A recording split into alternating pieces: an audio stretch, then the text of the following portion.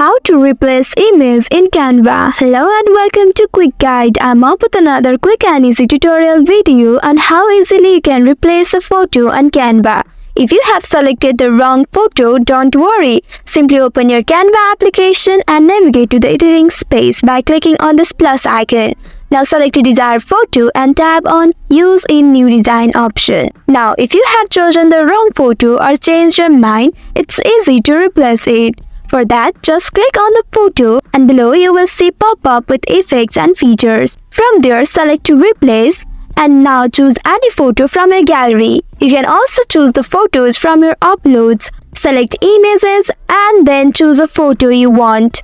That's it. You have successfully replaced image in Canva. That's all for today's video. Thanks for watching till the end. If you found this video helpful, don't forget to like, share and subscribe the channel. Also hit that bell icon to get notifications on more such helpful tutorials. See you in next video. Stay connected.